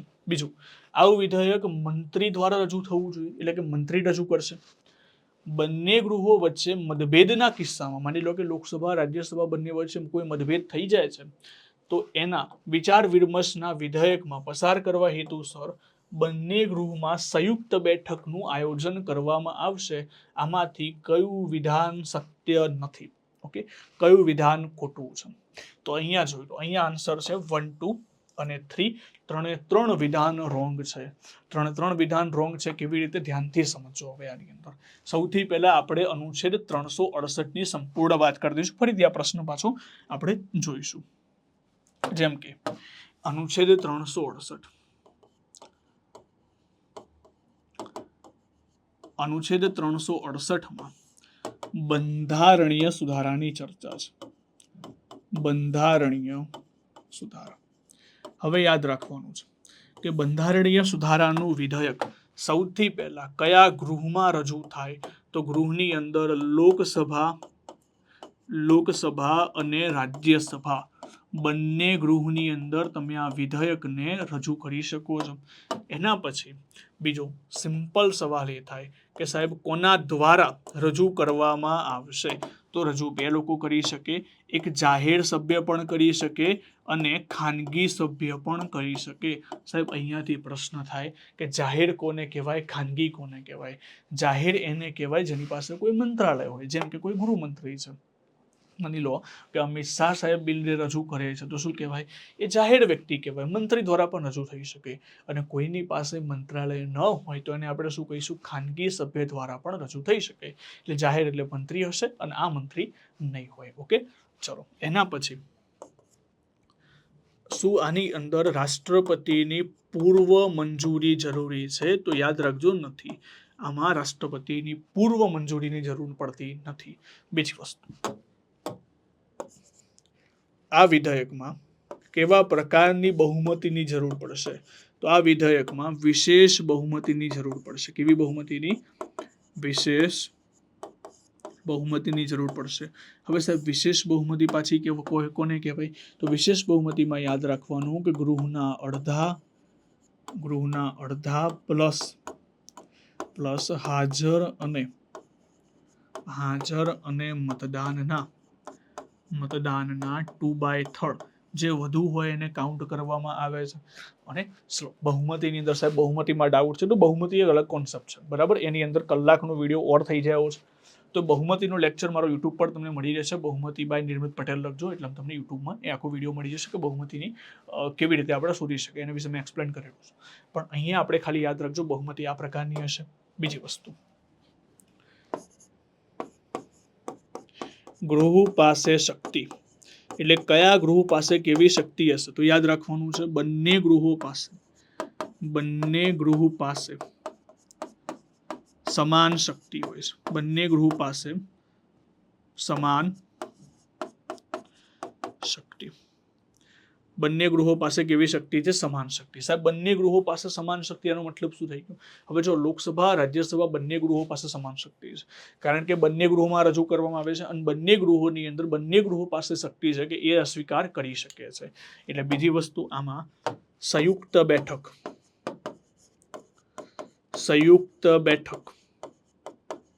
નું આયોજન થતું નથી.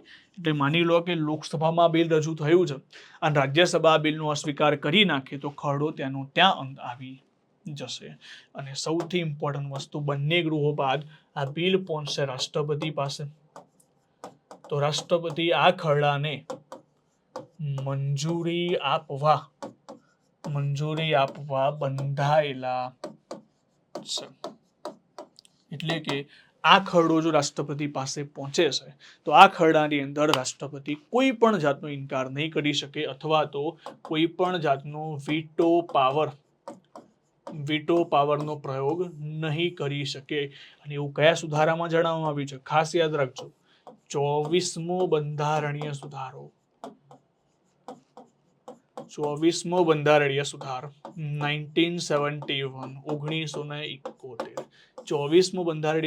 1971માં જણાવવામાં આવ્યું છે કે રાષ્ટ્રપતિ દ્વારા કોઈ પણ બંધારણીય સુધારાને મંજૂરી આપવા બંધાયેલા છે.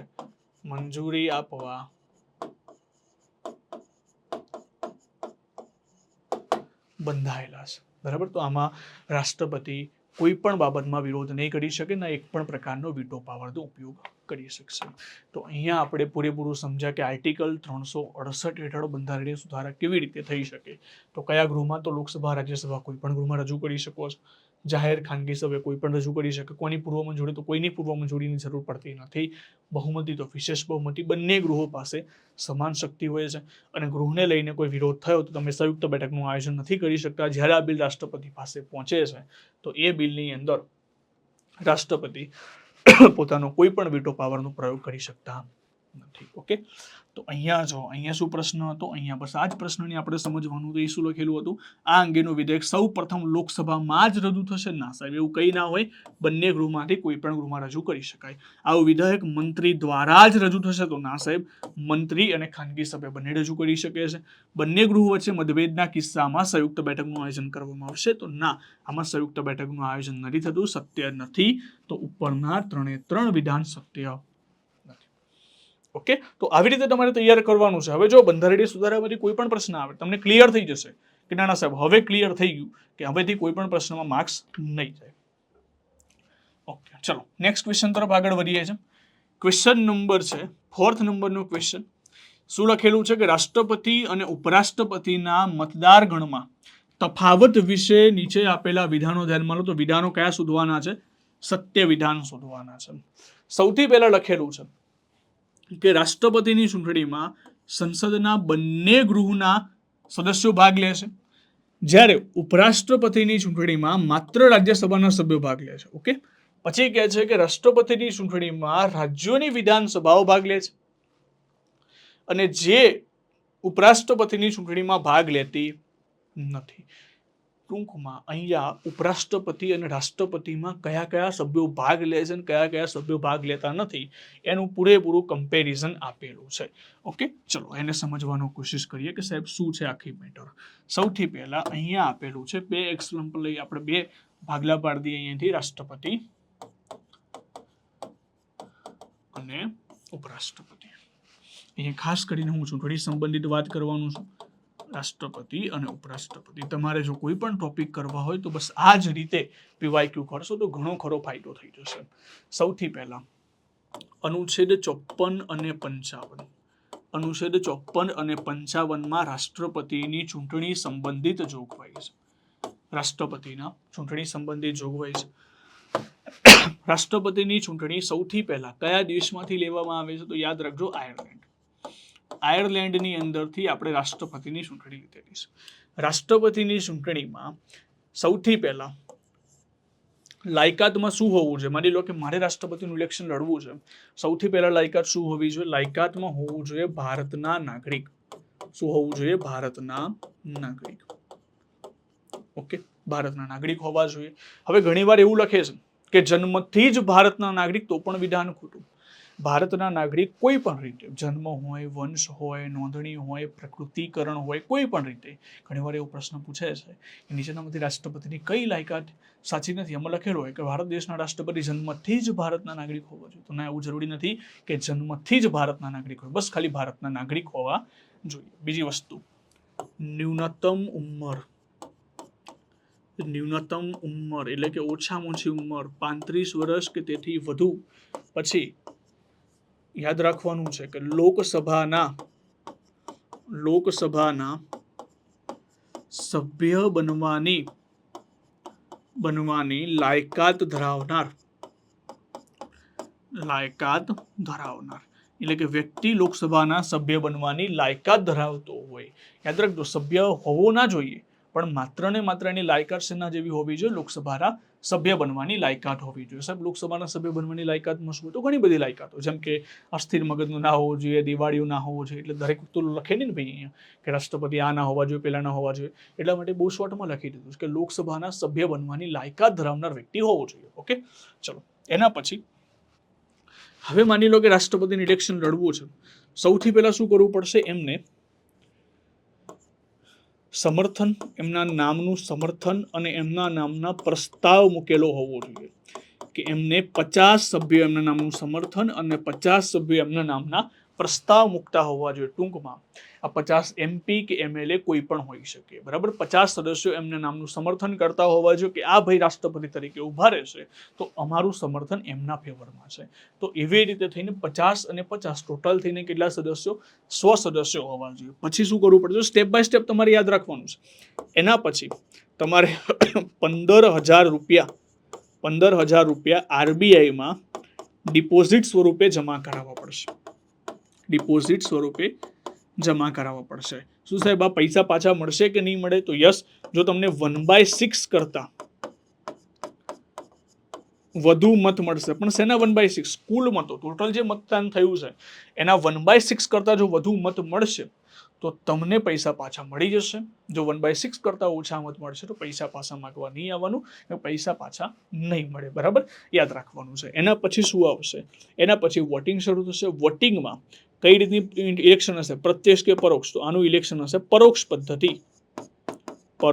પદ્ધતિથી આની ચૂંટણી કરવામાં આવશે. ઓકે, પરોક્ષ પદ્ધતિથી આની ચૂંટણી કરવામાં આવશે. સાહેબ, સદસ્યો કયા કયા ભાગ લે છે? કયા સદસ્યો ભાગ લે છે? ભાગ લેનાર સભ્યો. કયા સદસ્યો રાષ્ટ્રપતિની ચૂંટણીમાં ભાગ લે છે? સૌથી પહેલા સંસદના ચૂંટાયેલા સભ્ય.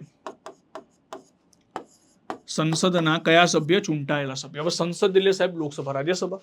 રાજ્યસભામાં બે પ્રકારના સભ્યો, ચૂંટાયેલા અને નિમાયેલા. ચૂંટાયેલા કોને કહેવાય? જે ઇલેક્શન લડીને આવ્યા હોય ને ચૂંટાયેલા કહેવાય. નિમાયેલા કોને કહેવાશે? ઇલેક્શન લડ્યા વગર ડાયરેક્ટલી સિલેક્ટ કરી નાખવામાં આવ્યો હોય તો એને નિમાયેલા સભ્ય કહેવામાં આવશે. અહીંયા કયા સદસ્યો ભાગ લેશે? અહીંયા માત્ર ને માત્ર ચૂંટાયેલા સદસ્યો ભાગ લેશે. કઈ જગ્યાના? તો સંસદની અંદર અને વિધાનસભાના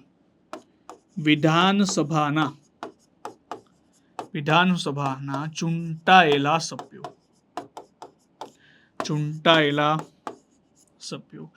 પણ સાહેબ તમારે છે ને આટલું બધું યાદ નથી રાખવાનું. તમારે બે શબ્દો યાદ રાખવાના કે ક્યારે પણ રાષ્ટ્રપતિના ઇલેક્શનમાં તમને વિધાન પરિષદ શબ્દ ના દેખાવો જોઈએ, કે વિધાન પરિષદના કોઈ મેમ્બર ભાગ નહીં લે, અને ક્યારે પણ તમને બીજો શબ્દ ના દેખાવો જોઈએ, નિમાયેલા. આ બે શબ્દો ના દેખાવા જોઈએ. તમને સિમ્પલ પ્રશ્ન પૂછે કે રાષ્ટ્રપતિની ચૂંટણીમાં કયા કયા લોકો ભાગ લેતા નથી, એમાં બે શબ્દોને તમારે ટાર્ગેટ કરીને યાદ રાખવાના. લાઈનમાં ક્યાંય પણ વિધાન પરિષદ શબ્દ ના દેખાવો જોઈએ અને બીજો નિમાયેલા શબ્દો તમને ના દેખાવા જોઈએ. સીધો નિમાયેલો દેખાય, વિધાન પરિષદ દેખાય, ચોકડી બાંધે, બસ એનો સિવાયનો તમારો આન્સર આવી જશે. બે શબ્દો તમારે યાદ રાખવાના, કયા સભ્યો ભાગ લે છે, કયા સભ્યો ભાગ નથી લેતા. બધું ટેન્શન દૂર. ખાલી તમારે યાદ રાખવાનું કે વિધાન પરિષદ અને નિમાયેલા સભ્યો ભાગ લેતા નથી, બરાબર છે. ઓકે, તો રાષ્ટ્રપતિના ઇલેક્શનમાં સંસદના ચૂંટાયેલા સદસ્યો ભાગ લે છે, એટલે કે લોકસભા રાજ્યસભાની અંદર જે ઇલેક્શન લડીને આવ્યા છે એ લોકો, સાથે સાથે વિધાનસભાની અંદર ચૂંટાયેલા, ગુજરાત રાજ્ય છે, મધ્યપ્રદેશ છે, ઉત્તર પ્રદેશ છે, આ રાજ્યોના વિધાનસભાના ચૂંટાયેલા સદસ્યો પણ ભાગ લેતા હોય છે. અને જે કેન્દ્ર શાસિત પ્રદેશોમાં પણ વિધાનસભાઓ છે, જેમ કે દિલ્હી છે, પુડુચેરી છે, જમ્મુ છે, આ રાજ્યોના કેન્દ્ર શાસિત પ્રદેશની અંદર વિધાનસભાઓ છે, તો એ રાજ્યોની અંદર પણ ભાગ લેતા, એ કેન્દ્ર શાસિત પ્રદેશના લોકો પણ શું લેતા હોય છે? ભાગ લેતા હોય છે. બરાબર? એટલે યાદ રાખજો, કેન્દ્ર શાસિત પ્રદેશોમાં કેટલા કેન્દ્ર શાસિત પ્રદેશ? જે રાજ્યો કે જે કેન્દ્ર શાસિત પ્રદેશોમાં વિધાનસભા છે. તમારે ટૂંકમાં એ વિધાનસભા યાદ રાખો, એ રાજ્યની હોય કે કેન્દ્ર શાસિત પ્રદેશની, એ ભાગ લે છે. હવે સાહેબ પ્રશ્ન આવે છે ઉપરાષ્ટ્રપતિની. તો ઉપરાષ્ટ્રપતિની અંદર 65 માં આવશે. અહીંયા પણ કોમન શું છે? અહીંયા જો ફરક શું છે? અહીંયા પણ ભારતના નાગરિક, અહીંયા પણ શું છે? ભારતના નાગરિક. અહીંયા પણ ન્યૂનતમ ઉંમર કેટલી આવશે? અહીંયા કમ્પેરિઝનમાં જ તમારે યાદ રાખો, ન્યૂનતમ ઉંમર કેટલી આવશે? 35 વર્ષ કે તેથી વધુ. પછી અહીંયા શું લખેલું છે કે લોકસભાના સભ્ય બનવાની લાયકાત. અહીંયા શું આવશે? રાજ્યસભાના સભ્ય બનવાની લાયકાત. રાજ્યસભાના સભ્ય બનવાની લાયકાત. આર્ટિકલ 66 માં ઉપરાષ્ટ્રપતિનું ઇલેક્શન છે, બનવાની લાયકાત. બરાબર? અહીંયા અનુચ્છેદ 66 રાજ્યસભાના સભ્ય બનવાની લાયકાત. હવે જો શરૂઆતમાં ઇતિહાસની વાત કરું કે શરૂઆતમાં શું હતું કે ઉપરાષ્ટ્રપતિનું ઇલેક્શન કેવી રીતે કરવામાં આવતું હતું.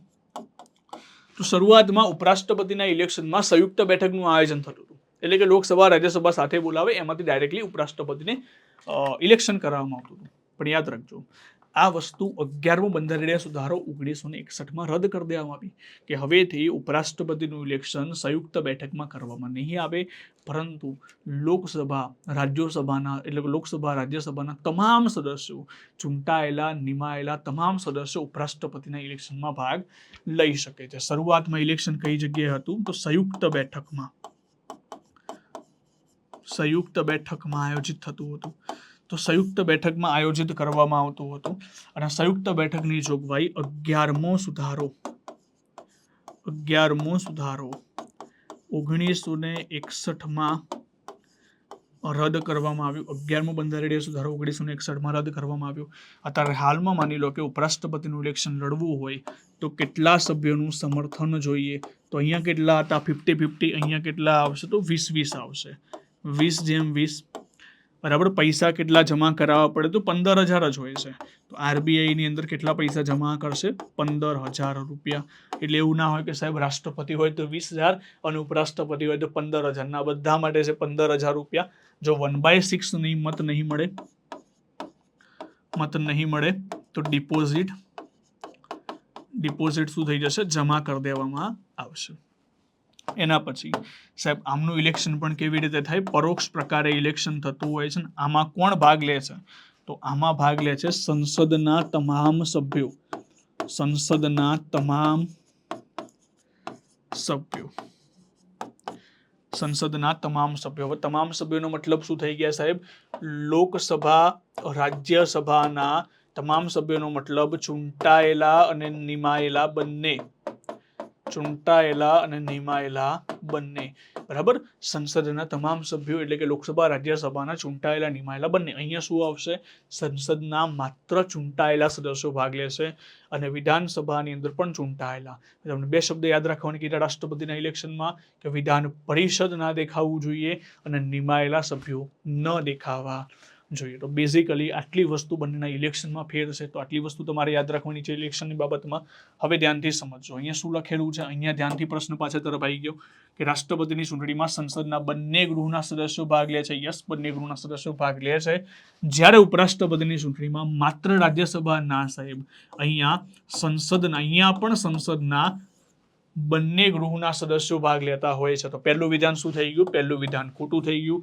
રાષ્ટ્રપતિની ચૂંટણીમાં રાજ્યોના વિધાનસભાઓ ભાગ લે છે. હવે નથી કીધું કે વિધાનસભાના ચૂંટાયેલા નિમાયેલા, વિધાનસભાઓ કીધેલી છે. તો વિધાનસભાઓ તો ભાગ લેતી હોય છે, જે ઉપરાષ્ટ્રપતિની ચૂંટણીમાં ભાગ લેતી નથી. હા, કે ઉપરાષ્ટ્રપતિની ચૂંટણીમાં માત્ર કોણ ભાગ લે છે? માત્ર ને માત્ર સંસદ ભાગ લે છે. જ્યારે રાષ્ટ્રપતિના ઇલેક્શનમાં સંસદ અને રાજ્યોની વિધાનસભાઓ પણ ભાગ લેતી હોય છે.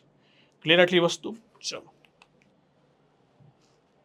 એના પછીનો પ્રશ્ન જોઈએ છે કે સર્વોચ્ચ અદાલતના નિવૃત્ત ન્યાયાધીશ આ પણ જીપીએસસીમાં આ સન્ડેના જ પ્રશ્નો છે, બધા રવિવારના જ પ્રશ્નો છે અને એ જ પ્રશ્નો ઉપર આપણે ડિટેલ્સમાં ચર્ચા કરવાની છે. ચલો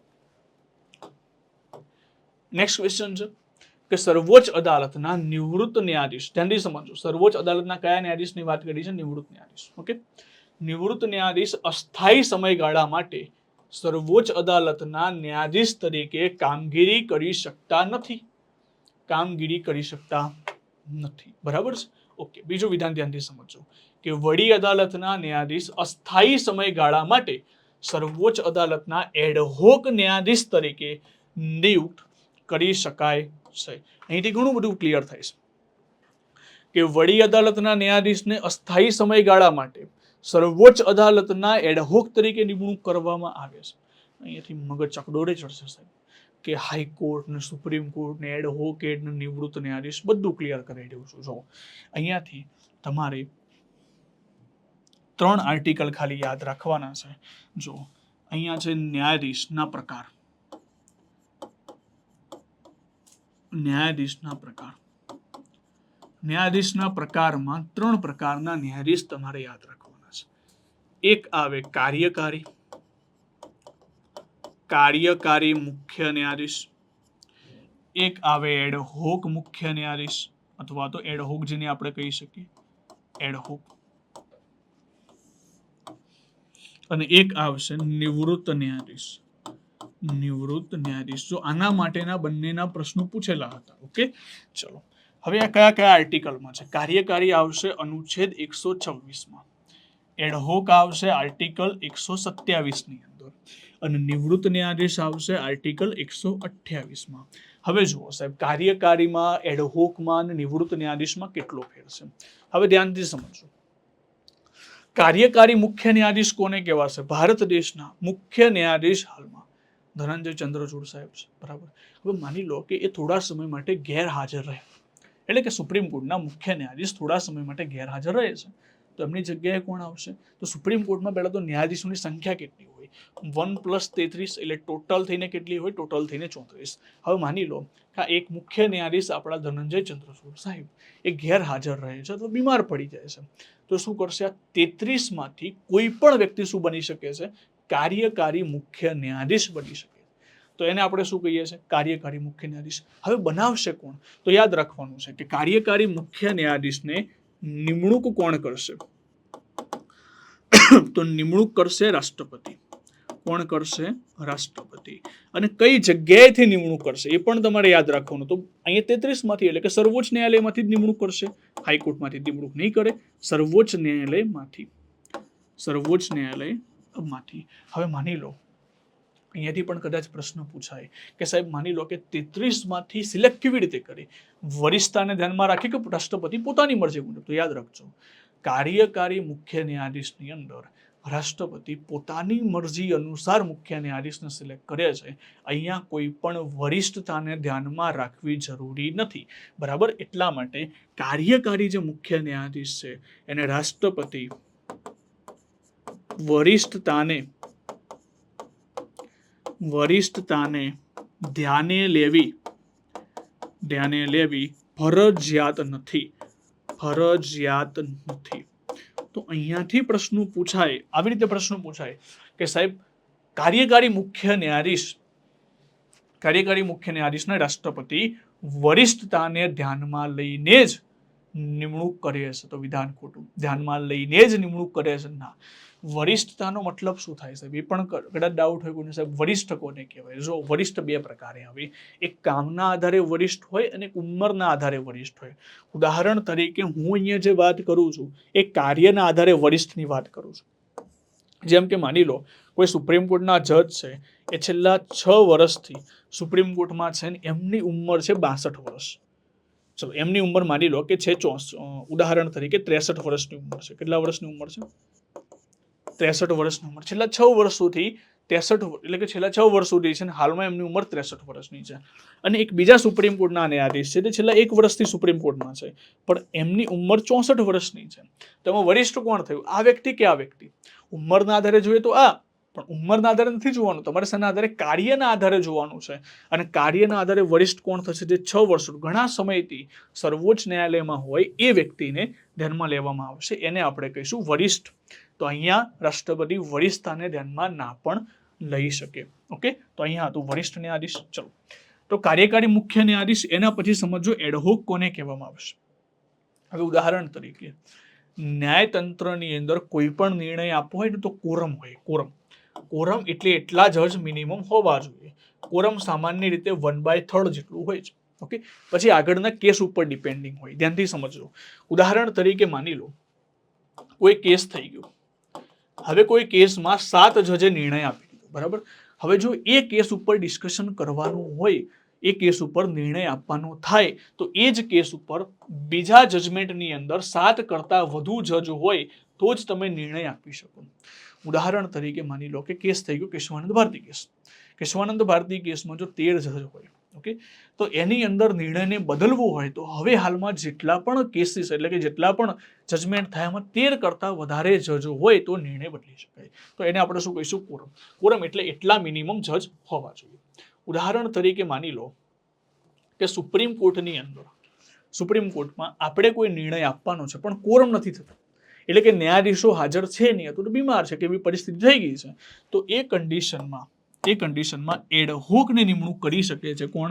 એડહોકને નિમણૂક કરશે સર્વોચ્ચ ન્યાયાલયના મુખ્ય ન્યાયાધીશ. સર્વોચ્ચ ન્યાયાલયના મુખ્ય ન્યાયાધીશ. સર્વોચ્ચ ન્યાયાલયના મુખ્ય ન્યાયાધીશ કોની નિમણૂક કરશે? એડહોકને નિમણૂક કરતા હોય છે. સર્વોચ્ચ ન્યાયાલયના ન્યાયાધીશ એડહોકને નિમણૂક કરે જ્યારે કોરમ ના થાય ત્યારે. કારણ શું છે? કોરમ ના થાય ત્યારે, કોરમના અભાવે, બરાબર. કોરમના અભાવે શું કરતા હોય છે?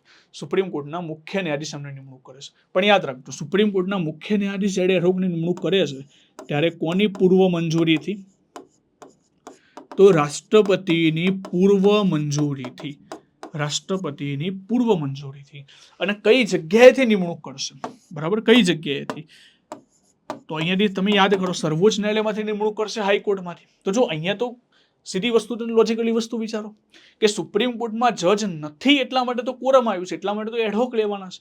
તો સુપ્રીમ કોર્ટમાં ક્યારેથી પણ ના હોય તો એ જગ્યા કઈ જગ્યાએથી એમની નિમણૂક કરવામાં આવશે? વડી અદાલતમાંથી. વડી અદાલતમાંથી.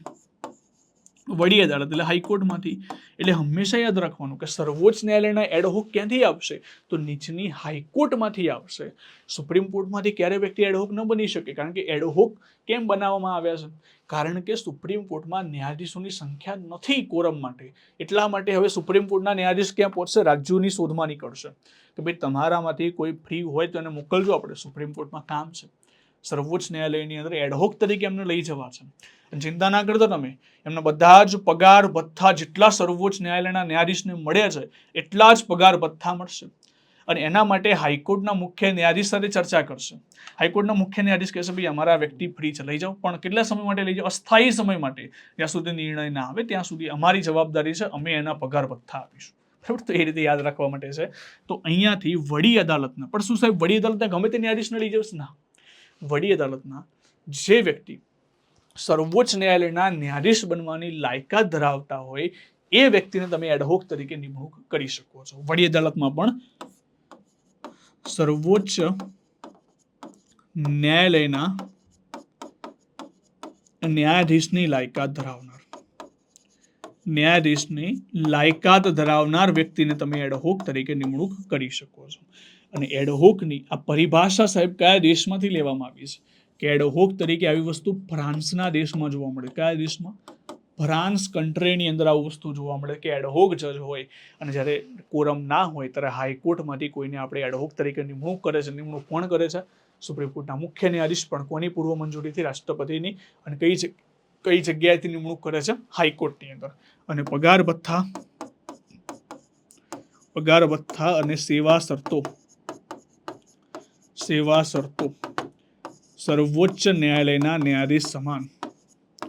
સર્વોચ્ચ ન્યાયાલયના ન્યાયાધીશ સમાન. અને સાહેબ એમનો કાર્યકાળ કેટલા વર્ષ સુધીનો હોય? તો અસ્થાયી હોય છે. અસ્થાયી સમય માટે. એટલે કોઈ સ્થાયી સમય નથી, જ્યારે કામ પૂરું થઈ જશે ત્યારે મોકલી દેવામાં આવશે. બરાબર, તો આને શું કહીશું? આને આપણે કહીશું એડહોક. હવે આવશે નિવૃત્ત ન્યાયાધીશ. નિવૃત્ત ન્યાયાધીશ છે આર્ટિકલ 128 બરાબર. તો અહીંયા પણ સેમ વસ્તુ, નિવૃત્ત ન્યાયાધીશને નિમણૂક કોણ કરે છે? તો અહીંયા જે યાદ રાખ્યું છે એ જ વસ્તુ અહીંયા પણ. તો નિવૃત્ત ન્યાયાધીશને નિમણૂક કરે છે સુપ્રીમ કોર્ટના મુખ્ય ન્યાયાધીશ. સુપ્રીમ કોર્ટના મુખ્ય ન્યાયાધીશ દ્વારા એમને નિમણૂક કરવામાં આવશે. બીજી વસ્તુ, આની અંદર કોની પૂર્વ મંજૂરીની જરૂર છે?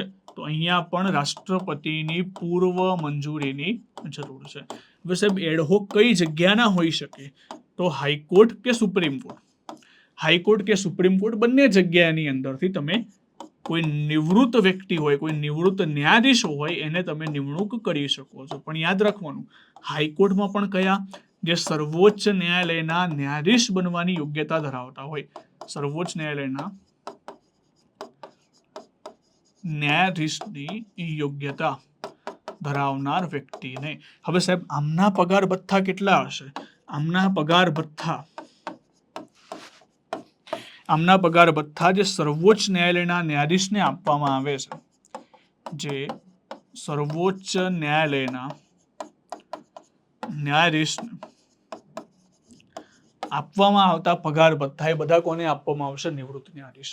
હજુ સિલેબસની બહાર જઈને એવો પ્રશ્ન પૂછાયો કે નિવૃત્ત ન્યાયાધીશને સર્વોચ્ચ ન્યાયાલયના ન્યાયાધીશ તરીકે ગણી શકાય છે? ગણાય? ના ગણી શકાય. યાદ રાખજો, સર્વોચ્ચ ન્યાયાલયના ન્યાયાધીશ આમને નહીં ગણવામાં આવે, કારણ કે એ ઓલરેડી નિવૃત્ત થઈ ગયા છે, એમનું નામ જ છે નિવૃત્ત ન્યાયાધીશ. તો એમને ક્યારેય પણ સુપ્રીમ કોર્ટના ન્યાયાધીશ ગણવામાં આવશે નહીં. એટલે કે સર્વોચ્ચ ન્યાયાલયના ન્યાયાધીશ ગણાશે નહીં. અહીંયાથી બીજો પણ પ્રશ્ન પૂછી નાખે કે સર્વોચ્ચ ન્યાયાલયના નિવૃત્ત ન્યાયાધીશ તરીકે નિમણૂક માત્ર સર્વોચ્ચ ન્યાયાલયમાંથી જ નિવૃત્ત વ્યક્તિને કરી શકાય તેવું જરૂરી નથી. સર્વોચ્ચ ન્યાયાલય અથવા તો હાઈકોર્ટ બંનેમાંથી કરી શકો છો. અને બીજી વસ્તુ, પગાર ભથ્થા જે સર્વોચ્ચ ન્યાયાલયના ન્યાયાધીશને મળે છે એ જ પગાર ભથ્થા મળશે. અને કેટલા સમય માટે રહેશે? તો આ પણ અસ્થાયી સમય માટે રહેશે. કેટલા સમય માટે? અસ્થાયી સમય માટે આમને નિમણૂક કરવામાં આવશે. ઓકે, ચલો, ક્લિયર થઈ ગયા આટલી વસ્તુ. આમને નિમણૂક કરે છે રાષ્ટ્રપતિ. અહીંયા પણ સુપ્રીમ કોર્ટના મુખ્ય ન્યાયાધીશ, અહીંયા પણ સુપ્રીમ કોર્ટના મુખ્ય ન્યાયાધીશ. અહીંયા સુપ્રીમ કોર્ટના મુખ્ય ન્યાયાધીશ નથી એટલા માટે રાષ્ટ્રપતિ છે. અહીંયા રાષ્ટ્રપતિની પૂર્વ મંજૂરી, અહીંયા પણ રાષ્ટ્રપતિની પૂર્વ મંજૂરી. બરાબર, ક્લિયર છે? ચલો, હવે આ પ્રશ્ન ફરીથી એકવાર જોઈ લઈએ. અહીંયા શું લખેલું હતું કે સર્વોચ્ચ અદાલતના નિવૃત્ત ન્યાયાધીશ અસ્થાયી સમયગાળા માટે પણ સર્વોચ્ચ ન્યાયાલયના ન્યાયાધીશ તરીકે કામ કરી શકતા નથી. નહીં, કરી શકે છે, કામ કરી શકે છે. એટલે આ વિધાન કેવું થઈ જશે? આ વિધાન તમારું થઈ ગયું ખોટું. વડી અદાલતના ન્યાયાધીશ, યાદ રાખજો, વડી અદાલતના ન્યાયાધીશ અસ્થાયી સમયગાળા માટે સર્વોચ્ચ અદાલતના એડહોક ન્યાયાધીશ. યાદ રાખવાનું છે કે સર્વોચ્ચ અદાલતના એડહોક ન્યાયાધીશ તરીકે કોણ હશે? હંમેશા હાઈકોર્ટના ન્યાયાધીશ જ હશે. અને એ પણ કેટલા સમય માટે નિમણૂક થઈ શકે? અસ્થાયી સમયગાળા માટે નિમણૂક કરી શકાય છે. તો બીજું વિધાન કેવું છે? બીજું વિધાન સાચું છે, પહેલું વિધાન તમારું રોંગ છે. ક્લિયર? તો સમસ્યાના સમાધાનની અંદર આટલે સુધી આપણે જે પ્રશ્નો જોયા છે અને ડિટેલ્સમાં એક્સપ્લેનેશન કર્યું છે, બરાબર. એના પહેલા તમે થોડીક વેબ સંકુલની માહિતી આપી દઉં તો વેબ સંકુલની હાલમાં એક લાઈવ બેચ લોન્ચ થઈ રહી છે. અને લાઈવ બેચની અંદર ઓફલાઈન તો ભણી રહ્યા છે ઘણા બધા વિદ્યાર્થીઓ, પણ કોઈને એવું હોય કે સાહેબ ના, અમારે ઓફલાઈનની અંદર દૂર પડી જાય છે, રહેવા ખાવા પીવાનો ખર્ચો વધી જાય છે, અને એ બધી વસ્તુ છે, તો એના કરતાં અમે ઘરે બેસીને તૈયારી કરી શકીએ છીએ. તો એના માટે આપણે એક લાઈવ બેચની જાહેરાત કરી રહી છે. અને લાઈવ બેચ શરૂ થાય છે 18 તારીખથી. એનો સમય રહેશે 3 થી 6 નો સમય, 12 મહિનાની વેલિડિટી સાથે. 5,999 વિધાઉટ મટીરિયલ અને વિથ મટીરિયલ 11,999 એની પ્રાઇસ રહેશે. અને તમે કદાચ એવું હોય કે ના સાહેબ અમારે લાઈવ બેચમાં નથી જોડાવું, અમારે ફટાફટ વિડીયો જોઈ લેવા છે, તો એના માટે સીસીની પ્લાનર કોર્સની અંદર પણ એમાં આખો રેકોર્ડેડ કોર્સ મૂકેલો છે ડે બાય ડેનો પ્લાનિંગ સાથે, બરાબર છે. તો અહીંયાથી આપણે જેટલા પણ પ્રશ્નોનું સમસ્યાનું સમાધાન કરેલું છે, તો આશા રાખું છું કે તમને આ તમામ પ્રકારના પ્રશ્નોમાં ડિટેલ્સમાં ખબર પડી હશે. અને પીવાયક્યુ કેવી રીતે કરવા હું માનું છું કે એની અંદર તમે જો વ્યવસ્થિત નોટ્સ બનાવશો તો આગળની કોઈ પરીક્ષામાં બંધારણમાં વાંધો નહીં આવે. કોઈ પણ પરીક્ષા હોય પછી આ બધા જે પ્રશ્નો જોયા બધા જીપીએસસીના જ પ્રશ્નો છે. અને આ જ લેવલના વિધાનવાળા પ્રશ્નો મારે તમને કરાવવા છે, પણ મેં તમને કીધું એ પ્રમાણે કે આ પ્રકારના પ્રશ્નો કરાવવાની અંદર મને તમારો ભરપૂર સપોર્ટ જોઈશે. તમારી કોમેન્ટ, લાઇક અને શેર જેટલું વધારે હશે એટલું મને જ આનંદ થશે, જેટલું તમારો પ્રતિસાદ વધારે હશે એટલું મને આનંદ થશે. તો એપિસોડ 1ની અંદર હું નિર્મિત પટેલ તમારી પાસે વિદાય લઉં છું. ટૂંક સમયની અંદર આપણે સમસ્યાના સમાધાનની અંદર એપિસોડ 2માં મળીશું. જય હિન્દ, જય ભારત.